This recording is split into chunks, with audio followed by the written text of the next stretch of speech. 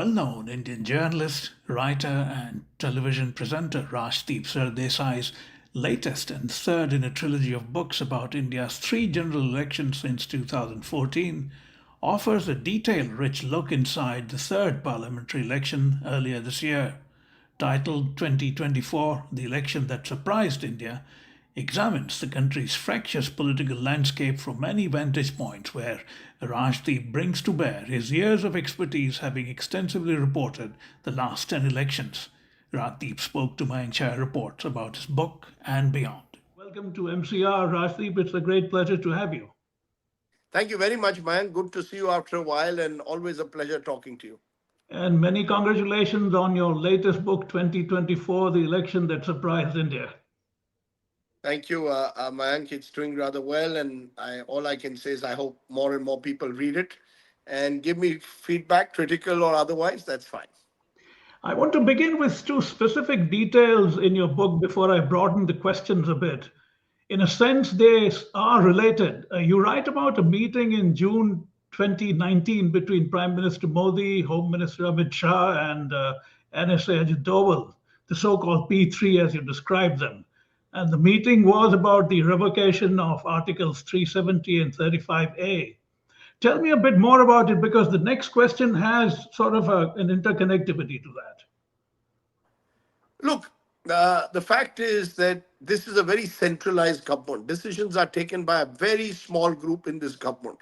And I think the Article 370 decision to effectively abrogate it was part of this entire attempt to ensure that secrecy was given topmost priority, which meant that only the Prime Minister, Amit Shah and Ajit Doval knew exactly what was happening.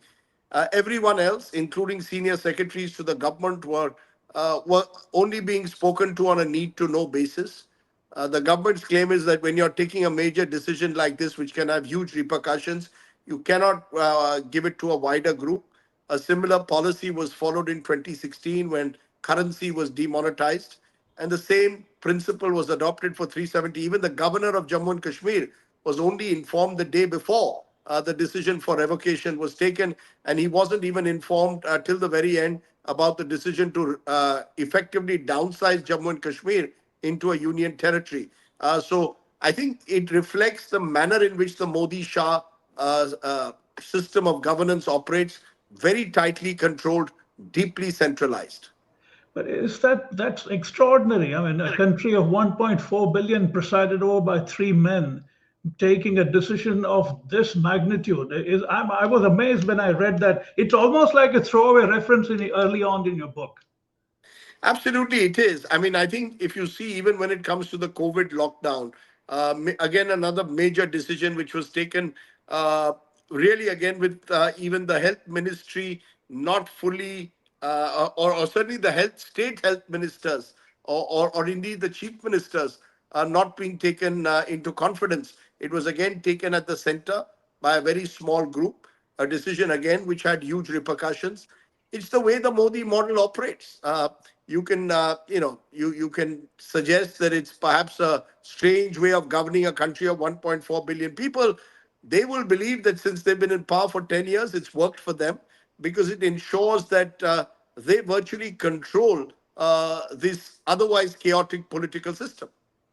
There is another somewhat. I think it is connected. You may not agree with it, but you also make a reference in 1998. Amit Shah, as a young politician, rejecting the Atal Bihari Vajpayee government's decision to go nuclear, and his argument being, if we go nuclear, inevitably Pakistan will go nuclear, and that forecloses the option for Akhand Bharat because then there is equity between two nuclear-armed neighbors. Now, again, that's quite a striking detail that you have just incidentally mentioned it. So I see 370 and Akhand Bharat as sort of there is a broader ideological connection. Well, look, I think the one thing that has always struck me about Amit Shah is that Amit Shah stands out to me as a politician deeply committed to a certain ideological belief system that is ingrained in the Sangh Parivar. The belief in Akhand Bharat is one of those ideological belief systems. I would even venture so far to say that even Prime Minister Modi even though he was an RSS pracharak, is actually far more politically flexible when it comes to ideology. He's willing at times for power to compromise on ideology. Not so with Amit Shah. And even therefore, when he wrote that letter, he was a young first-time MLA in Gujarat to Prime Minister Vajpayee, questioning the decision to go nuclear, or indeed the manner in which he sort of explained the decision to revoke Article 370 or bringing a Citizenship Amendment Act. With Amit Shah, you see much more the hard-nosed political ideologue come strategist. And therefore, I'm not surprised that Amit Shah is the one who sort of spearheaded the move to revoke Article 370, because he's the kind of leader who believes that if you have voted in a Hindutva government, then it must pursue the core Hindutva ideological agenda. To broaden a bit, Prime Minister Modi will be close to 80 by the time he finishes his third term. I think it is conceivable that this is his farewell term. That being the case, do you think the BJP has probably peaked electorally? Look, first of all, we are making a huge assumption that this is his last term. What will Prime Minister Modi will be 79 in 2029? That's young for Indian politicians. I mean, Manmohan Singh was prime minister when he was in 80s. So was Morarji Desai. So let's not rule out the fact that Mr. Modi will push for re-election even in 2029. I don't see Mr. Modi, frankly, going anywhere as of now. I don't think he's in any mood to relinquish power. So, look, I think the BJP brand Modi, in my view, is not as powerful as it was 10 years ago. I think when Mr. Modi came to power between 2014, he peaked in 2019. That 2019 election, particularly after the strikes in Balakot inside Pakistan, marked the peak, I believe, of Mr. Modi's personal popularity. Since then, as we've seen, there have been state elections where when Mr. Modi is not on the ticket, the BJP is not done as well.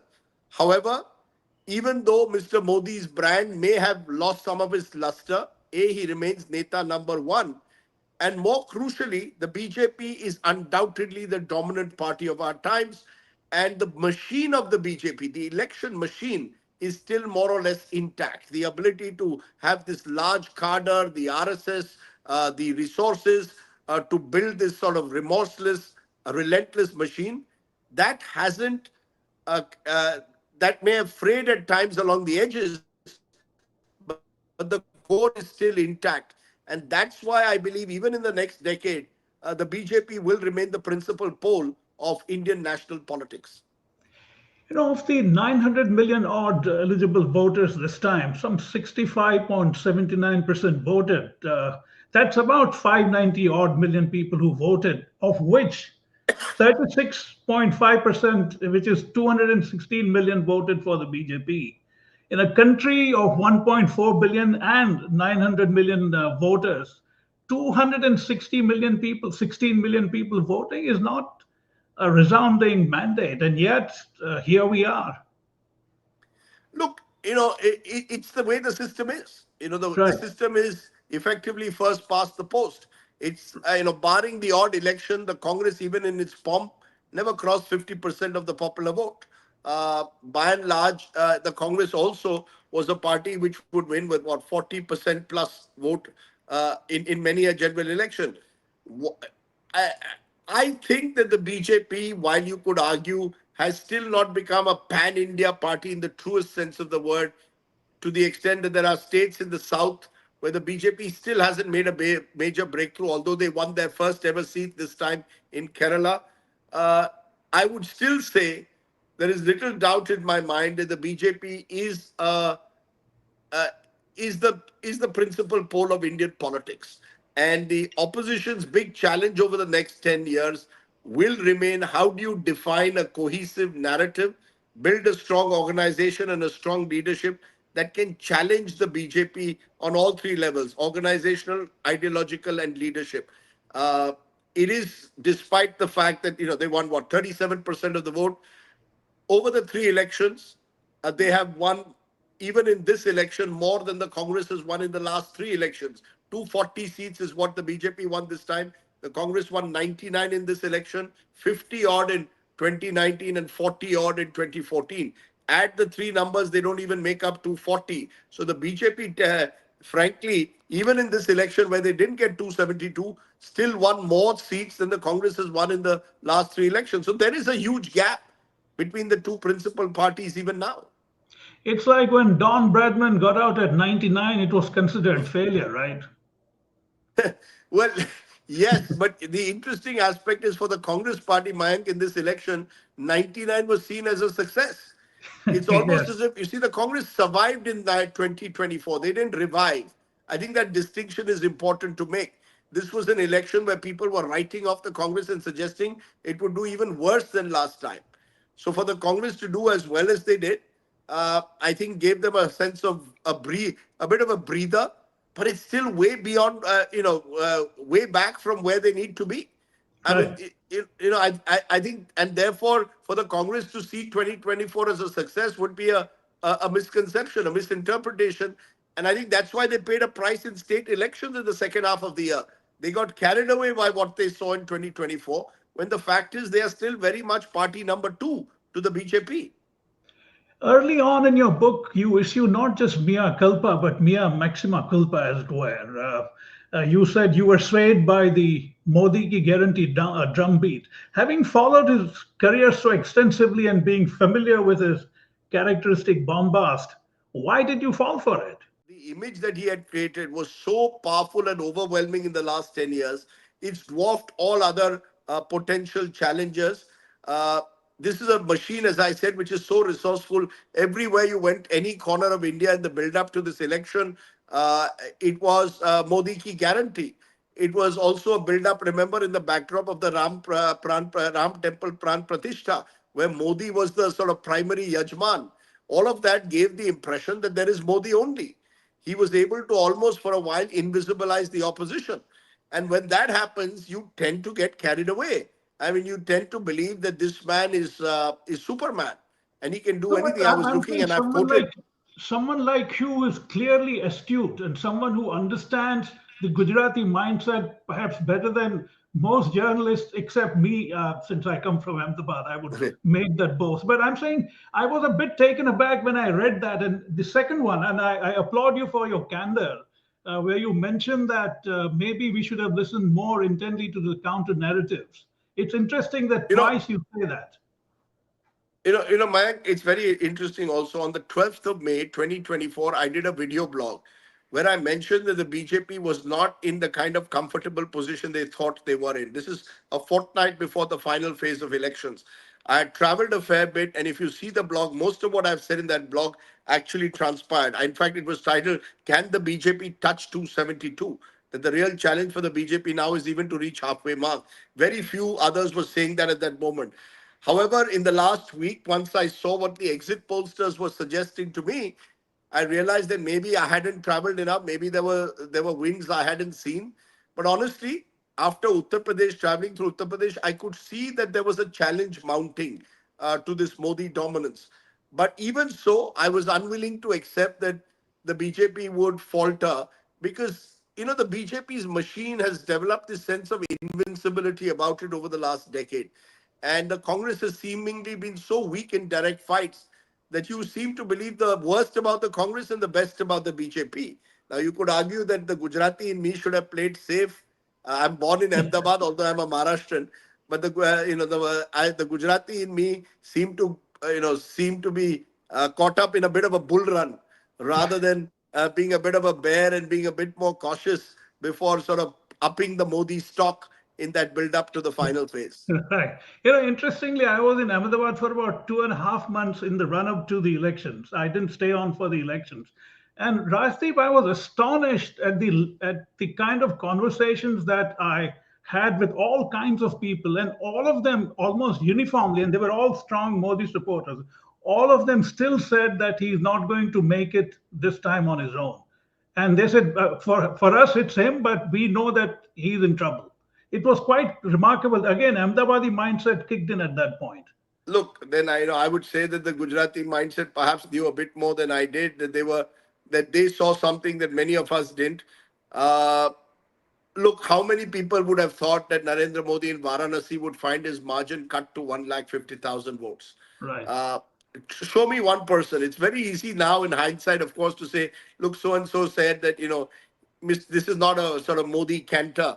But at the time itself, I think because, as I said, the backdrop, the Ram temple ceremony, the disarray in the opposition ranks, Mr. Modi's sort of personal popularity, which is still there.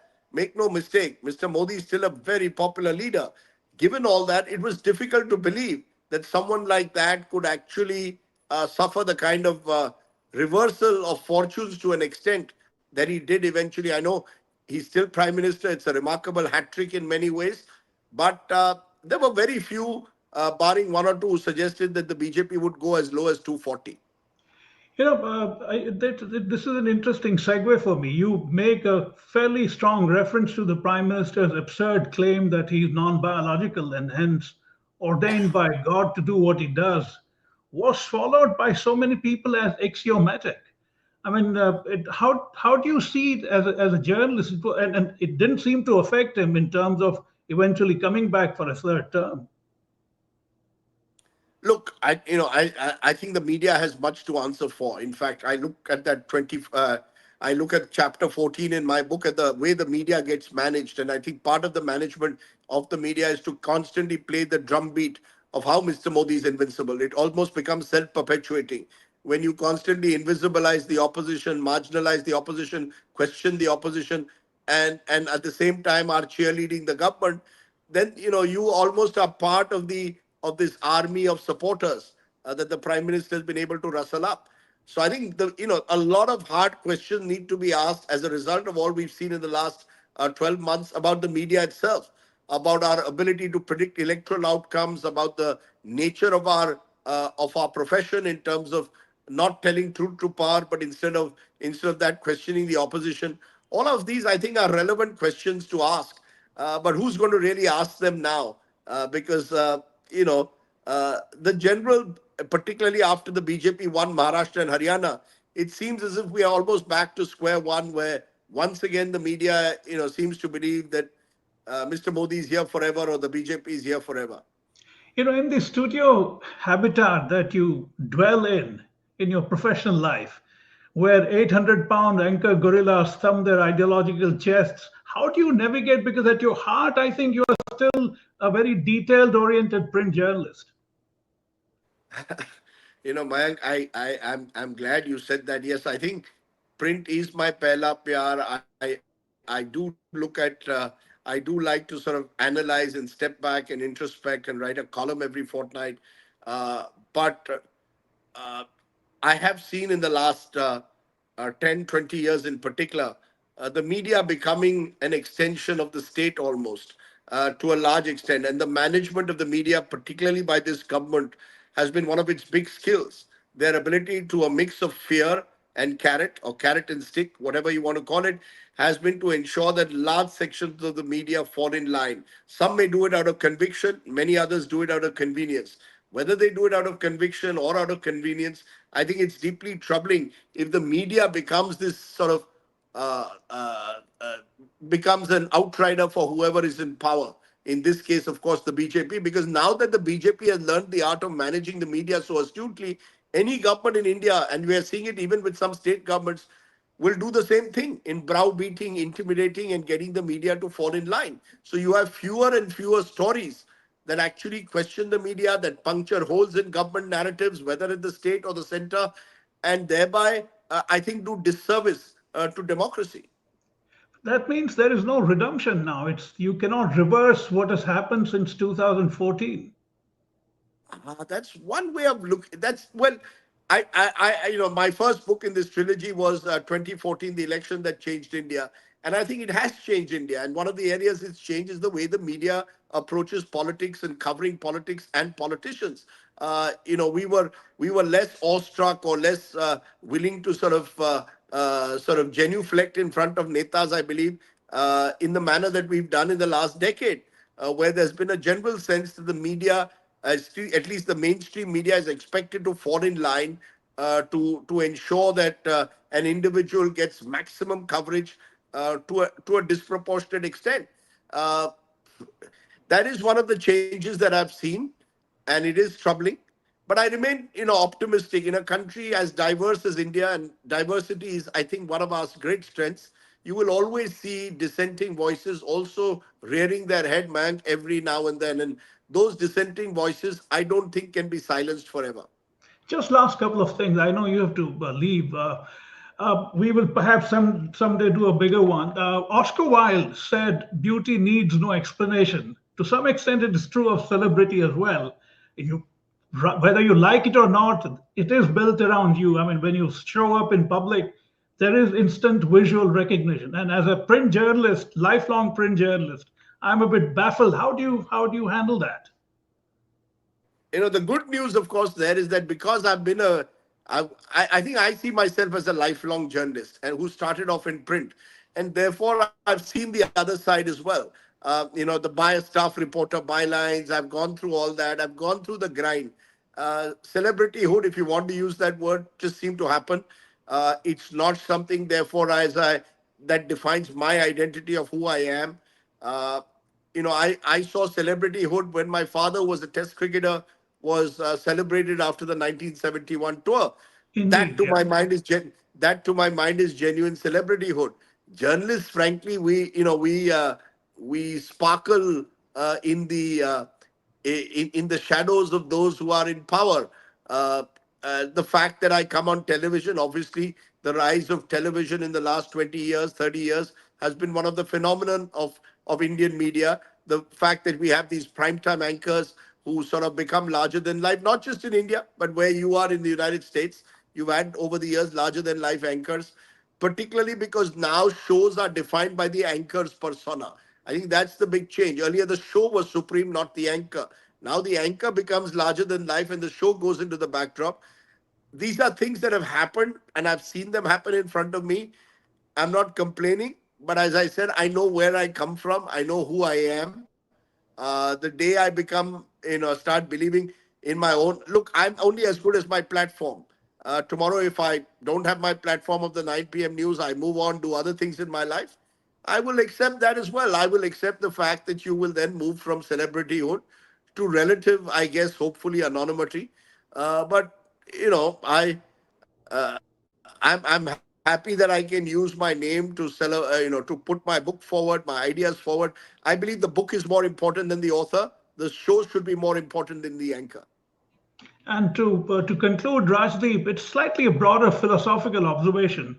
I've said it for over 30 years now. When the right wing of any political landscape anywhere in the world says something, I think media and everybody else absolutely must take it both literally and seriously because they 100% mean it. It's been shown in this country, it's been shown in Europe. Left liberals, people tend to be a bit wishy-washy, and it's in the nature of the beast, I suppose. But I'm surprised that even here, when Trump says something, people don't take it literally and seriously when he absolutely means it. Do you think we have made a similar mistake in India? That's a brilliant question, I think, Mank. I think you that's a very, very strong point that you make, which deserves greater discussion. Whether the rise of these populist, strong arm, right wing leaders has changed the nature of politics in different parts of the world. I mean, the world's oldest democracy and the world's largest democracy today are effectively ruled by strong right wing populist leaders. Where does that leave certain democratic institutions? Because these individuals believe they are larger than the institutions they represent. And to my mind, that is deeply troubling. That when institutions are undermined, they have significant long-term repercussions. I think the kind of politics that Trump has waged in America, the kind of politics Narendra Modi has waged in India, will have serious long-term repercussions for institutions, including, as we just discussed, the media. But we could look at other institutions, enforcement agencies, even the judiciary, and the legislature. The attempt being made to reduce parliament to a notice board. I'm sure when Trump comes to power, he'd try and do the same with the US Congress, bulldoze his Indeed. way through any checks and balances. So I think this is something we need to reflect upon because voters clearly don't seem to mind. Voters seem okay with the idea that they have these individual strongmen. They don't seem to invest as much as they should in certain democratic values and traditions as voters. Uh, I find that troubling as a, let's say, as someone who's a constitutionalist. If I may be allowed to use any ism, I say I'm a constitutionalism is what I believe in.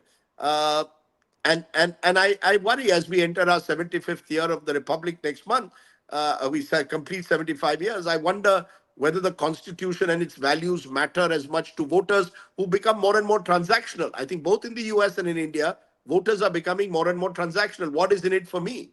Right. And therefore it's less about sort of the finer values and ideological debates that I was hoping would shape the politics of the 21st century. Maybe I'm speaking like a liberal who feels under completely sort of being badgered into a corner by the rise of this right-wing populism. But right-wing populism does worry me because it's constantly searching for an enemy figure. In India, they found it in minorities, in America, in immigrants. All of these are very, very troubling questions, Mayan. Absolutely. And I'm an in your face liberal. I have never stayed a step back from that. About 30 years ago, K.R. Malkani, I'm sure you knew him, fine Yes, man, very interesting yes. man. I called him Hindu revisionist, and he called me a pseudo secularist, and we both laughed. But you can Yeah, no longer have that kind of conversation. that can't, yes, absolutely. Well put. Those conversations are now missing. I traveled once with Malkani ji, interestingly, to Pakistan. We took a delegation across parties to Pakistan. He was part of it. I don't know whether that will ever happen today, but you're absolutely right. You could have a dialogue, a debate, a conversation with the likes of Mr. Malkani. I'm not sure you can have that kind of a healthy dialogue debate with the politicians of today. Wonderful. Thank you so much, Rajdeep. I really enjoyed our quick conversation. Hope someday we'll do a bigger one. And I think you